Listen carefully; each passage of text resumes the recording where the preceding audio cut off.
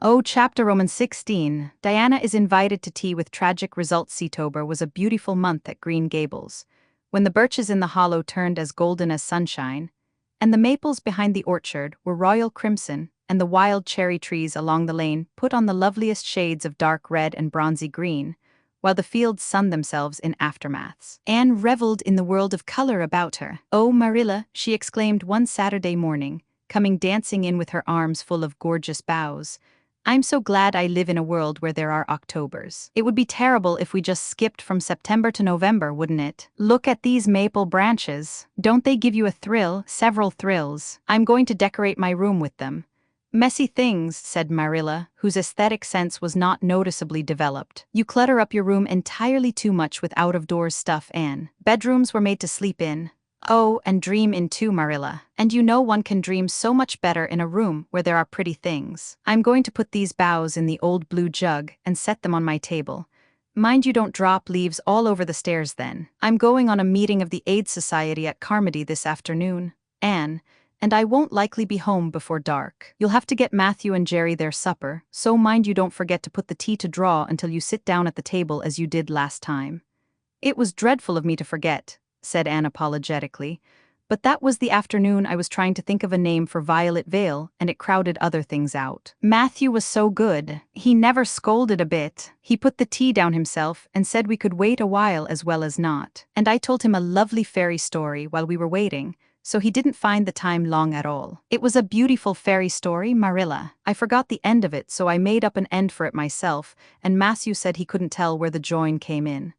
"Matthew would think it all right, Anne, if you took a notion to get up and have dinner in the middle of the night. But you keep your wits about you this time, and I don't really know if I'm doing right. It may make you more addlepated than ever, but you can ask Diana to come over and spend the afternoon with you and have tea here."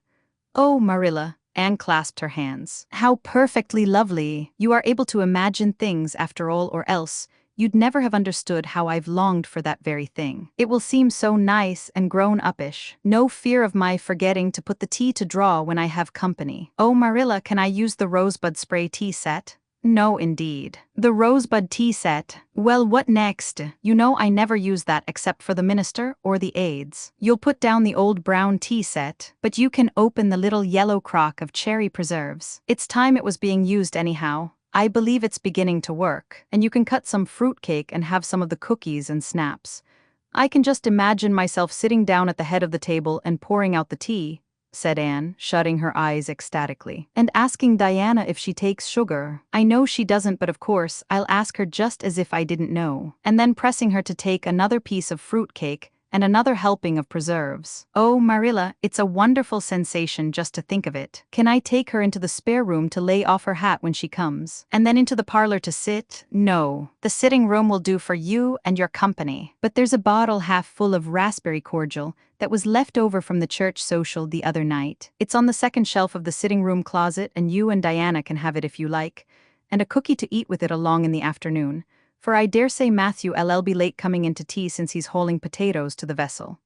Anne flew down to the hollow, past the Dryad's bubble, and up the spruce path to Orchard Slope to ask Diana to tea. As a result, just after Marilla had driven off to Carmody, Diana came over, dressed in her second-best dress and looking exactly as it is proper to look when asked out to tea. At other times she was wont to run into the kitchen without knocking, but now she knocked primly at the front door. And when Anne, dressed in her second best, as primly opened it, both little girls shook hands as gravely as if they had never met before. This unnatural solemnity lasted until after Diana had been taken to the east gable to lay off her hat, and then had sat for 10 minutes in the sitting room, toes in position. "How is your mother?" inquired Anne politely, just as if she had not seen Mrs. Barry picking apples that morning, in excellent health and spirits. "She is very well, thank you. I suppose Mr. Cuthbert is hauling potatoes to the Lily Sands this afternoon, is he?" said Diana, who had ridden down to Mr. Harmon Andrews's that morning in Matthew's cart. "Yes, our potato crop is very good this year. I hope your father's crop is good too." "It is fairly good, thank you. Have you picked many of your apples yet?" Oh, ever so many, said Anne, forgetting to be dignified and jumping up quickly. Let's go out to the orchard and get some of the red sweetings, Diana. Marilla says we can have all that are left on the tree. Marilla is a very generous woman. She said we could have fruit cake and cherry preserves for tea, but it isn't good manners to tell your company what you are going to give them to eat. So I won't tell you what she said we could have to drink. Only it begins with an R and a C and it's bright red color. I love bright red drinks, don't you? They taste twice as good as any other color. The orchard, with its great sweeping boughs that bent to the ground with fruit, proved so delightful that the little girls spent most of the afternoon in it, sitting in a grassy corner where the frost had spared the green and the mellow autumn sunshine lingered warmly, eating apples and talking as hard as they could. Diana had much to tell Anne of what went on in school. She had to sit with Gertie Pye and she hated it. Gertie squeaked her pencil all the time and it just made her, Diana's, blood run cold. Ruby Gillies had charmed all her warts away, true's you live, with a magic pebble that old Mary Joe from the creek gave her. You had to rub the warts with the pebble, and then throw it away over your left shoulder at the time of the new moon, and the warts would all go. Charlie Sloane's name was written up with M. White's on the porch wall, and M. White was awful mad about it. Sam Bolter had sassed Mr. Phillips in class, and Mr. Phillips whipped him, and Sam's father came down to the school and dared Mr. Phillips to lay a hand on one of his children again. And Mattie Andrews had a new red hood and a blue crossover with tassels on it, and the airs she put on about it were perfectly sickening. And Lizzie Wright didn't speak to Mamie Wilson because Mamie Wilson's grown-up sister had cut out Lizzie Wright's grown-up sister with her bow. And everybody missed Anne so and wished she's come to school again. And Gilbert Blythe. But Anne didn't want to hear about Gilbert Blythe. She jumped up hurriedly and said suppose they go in and have some raspberry cordial. Anne looked on the second shelf of the room pantry, but there was no bottle of raspberry cordial there. Search revealed it away back on the top shelf. Anne put it on a tray and set it on the table with a tumbler. Now please help yourself, Diana, she said politely. I don't believe I'll have any just now. I don't feel as if I wanted any after all those apples. Diana poured herself out a tumblerful, looked at its bright red hue admiringly, and then sipped it daintily. That's awfully nice raspberry cordial, Anne, she said. I didn't know raspberry cordial was so nice. I'm real glad you like it. Take as much as you want. I'm going to run out and stir the fire up. There are so many responsibilities on a person's mind when they're keeping house, isn't there? When Anne came back from the kitchen, Diana was drinking her second glassful of cordial, and being entreated thereto by Anne, she offered no particular objection to the drinking of a third. The tumblerfuls were generous ones, and the raspberry cordial was certainly very nice. The nicest I ever drank, said Diana. It's ever so much nicer than Mrs. Lynde's, although she brags of her so much. It doesn't taste a bit like hers. I should think Marilla's raspberry cordial would probably be much nicer than Mrs. Lynde's, said Anne loyally. Marilla is a famous cook. She is trying to teach me to cook, but I assure you, Diana, it is uphill work. There's so little scope for imagination in cookery. You just have to go by rules. The last time I made a cake, I forgot to put the flour in. I was thinking the loveliest story about you and me, Diana. I thought you were desperately ill with smallpox and everybody deserted you. But I went boldly to your bedside and nursed you back to life. And then I took the smallpox and died, and I was buried under those poplar trees in the graveyard, and you planted a rosebush by my grave and watered it with your tears. And you never forgot the friend of your youth who sacrificed her life for you. Oh, it was such a pathetic tale, Diana. The tears just rained down over my cheeks while I mixed the cake. But I forgot the flour, and the cake was a dismal failure. Flour is so essential to cakes, you know. Marilla was very cross, and I don't wonder. I'm a great trial to her. She was terribly mortified about the pudding sauce last week. We had a plum pudding for dinner on Tuesday, and there was half the pudding and a pitcherful of sauce left over. Marilla said there was enough for another dinner, and told me to set it on the pantry shelf and cover it. I meant to cover it just as much as could be, Diana, but when I carried it and I was imagining I was a nun, of course I'm a Protestant, but I imagined I was a Catholic, taking the veil to bury a broken heart in cloistered seclusion, and I forgot all about covering the pudding sauce. I thought of it next morning and ran to the pantry. Diana, fancy if you can my extreme horror at finding a mouse drowned in that pudding sauce. I lifted the mouse out with a spoon and threw it out in the yard, and then I washed the spoon in 3 waters. Marilla was out milking, and I fully intended to ask her when she came in if I'd give the sauce to the pigs. But when she did come in, I was imagining that I was a frost fairy going through the woods turning the trees red and yellow, whichever they wanted to be. So I never thought about the pudding sauce again, and Marilla sent me out to pick apples. Well, Mr. and Mrs. Chester Ross from Spencervale came here that morning. You know they are very stylish people, especially Mrs. Chester Ross. When Marilla called me in, dinner was all ready, and everybody was at the table. I tried to be as polite and dignified as I could be, for I wanted Mrs. Chester Ross to think I was a ladylike little girl, even if I wasn't pretty. Everything went right until I saw Marilla coming with the plum pudding in one hand and the pitcher of pudding sauce warmed up in the other. Diana, that was a terrible moment. I remembered everything and I just stood up in my place and shrieked out, Marilla, you mustn't use that pudding sauce. There was a mouse drowned in it. I forgot to tell you before. Oh, Diana, I shall never forget that awful moment if I live to be 100. Mrs. Chester Ross just looked at me, and I thought I would sink through the floor with mortification. She is such a perfect housekeeper, and fancy what she must have thought of us. Marilla turned red as fire, but she never said a word then. She just carried that sauce and pudding out and brought in some strawberry preserves. She even offered me some, but I couldn't swallow a mouthful. It was like heaping coals of fire on my head. After Mrs. Chester Ross went away, Marilla gave me a dreadful scolding. Why, Diana, what is the matter? Diana had stood up very unsteadily. Then she sat down again, putting her hands to her head. I'm awful sick, she said a little thickly. I must go right home. Oh, you mustn't dream of going home without your tea, cried Anne in distress. I'll get it right off. I'll go and put the tea down this very minute.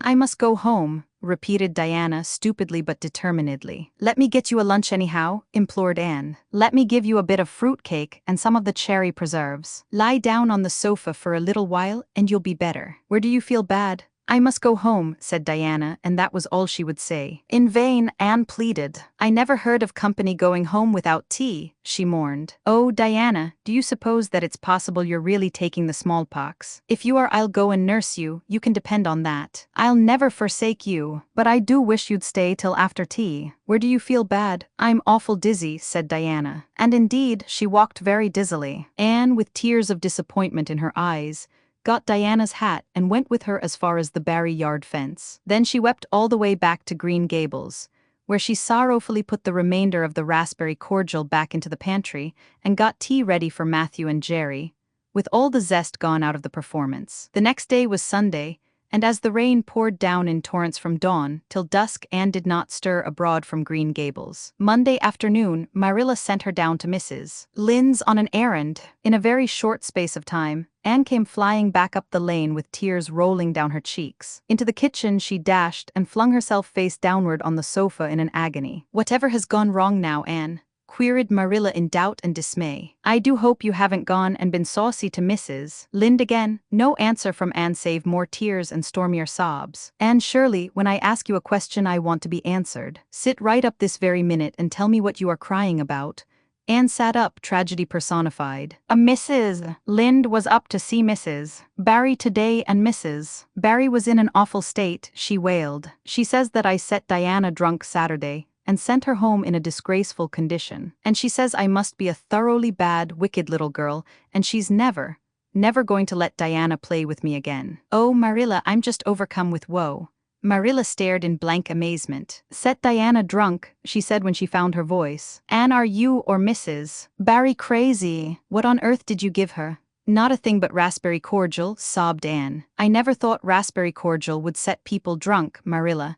Not even if they drank 3 big tumblerfuls as Diana did. Oh, it sounds so like Mrs. Thomas's husband, but I didn't mean to set her drunk. Drunk fiddlesticks, said Marilla, marching to the sitting-room pantry. There on the shelf was a bottle which she at once recognized as one containing some of her 3-year-old homemade currant wine, for which she was celebrated in Avonlea. Although certain of the stricter sort, Mrs. Barry among them disapproved strongly of it, and at the same time, Marilla recollected that she had put the bottle of raspberry cordial down in the cellar, instead of in the pantry as she had told Anne. She went back to the kitchen with the wine bottle in her hand. Her face was twitching in spite of herself. Anne, you certainly have a genius for getting into trouble. You went and gave Diana currant wine instead of raspberry cordial. Didn't you know the difference yourself? I never tasted it, said Anne. I thought it was the cordial. I meant to be so hospitable. Diana got awfully sick and had to go home. Mrs. Barry told Mrs. Lynde she was simply dead drunk. She just laughed silly-like when her mother asked her what was the matter, and went to sleep and slept for hours. Her mother smelled her breath and knew she was drunk. She had a fearful headache all day yesterday. Mrs. Barry is so indignant. She will never believe but what I did it on purpose. I should think she would better punish Diana for being so greedy as to drink 3 glassfuls of anything, said Marilla shortly. Why, 3 of those big glasses would have made her sick even if it had only been cordial. Well, this story will be a nice handle for those folks who are so down on me for making currant wine. Although I haven't made any for 3 years ever since I found out that the minister didn't approve. I just kept that bottle for sickness. There, child, don't cry. I can't see as you were to blame, although I'm sorry it happened so. I must cry, said Anne. My heart is broken. The stars in their courses fight against me, Marilla. Diana and I are parted forever. Oh, Marilla, I little dreamed of this when first we swore our vows of friendship. Don't be foolish, Anne. Mrs. Barry will think better of it when she finds you're not to blame. I suppose she thinks you've done it for a silly joke or something of that sort. You'd best go up this evening and tell her how it was.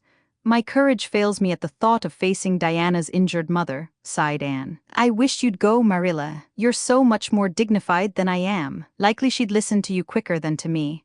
Well, I will, said Marilla, reflecting that it would probably be the wiser course. Don't cry any more, and it will be all right.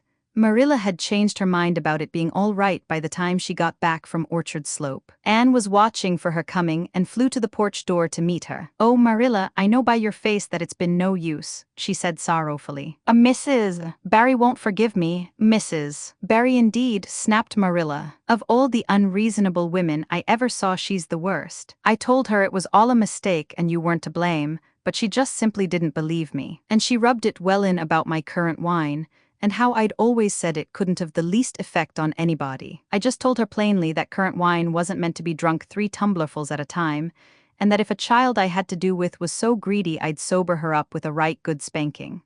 Marilla whisked into the kitchen, grievously disturbed, leaving a very much distracted little soul in the porch behind her. Presently Anne stepped out bareheaded into the chill autumn dusk. Very determinedly and steadily she took her way down through the sere clover field over the log bridge and up through the spruce grove, lighted by a pale little moon hanging low over the western woods. Mrs. Barry, coming to the door in answer to a timid knock, found a white-lipped, eager-eyed suppliant on the doorstep. Her face hardened. Mrs. Barry was a woman of strong prejudices and dislikes, and her anger was of the cold, sullen sort which is always hardest to overcome. To do her justice, she really believed Anne had made Diana drunk out of sheer malice prepense, and she was honestly anxious to preserve her little daughter from the contamination of further intimacy with such a child. What do you want? She said stiffly. Anne clasped her hands. Oh, Mrs. Barry, please forgive me. I did not mean to intoxicate Diana. And so could I. Just imagine if you were a poor little orphan girl that kind people had adopted, and you had just one bosom friend in all the world. Do you think you would intoxicate her on purpose? I thought it was only raspberry cordial. I was firmly convinced it was raspberry cordial. Oh, please don't say that you won't let Diana play with me anymore. If you do, you will cover my life with a dark cloud of woe.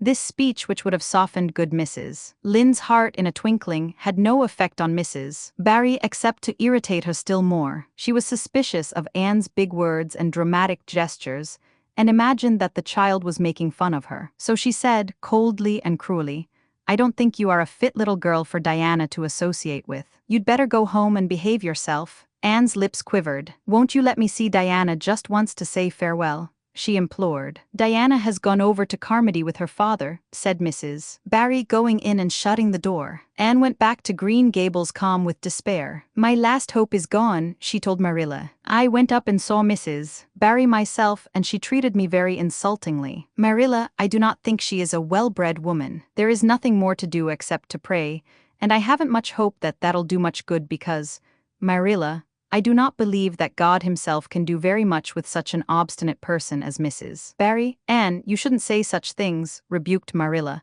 striving to overcome that unholy tendency to laughter which she was dismayed to find growing upon her. And indeed, when she told the whole story to Matthew that night, she did laugh heartily over Anne's tribulations. But when she slipped into the east gable before going to bed, and found that Anne had cried herself to sleep, an unaccustomed softness crept into her face. Poor little soul, she murmured, lifting a loose curl of hair from the child's tear-stained face. Then she bent down and kissed the flushed cheek on the pillow.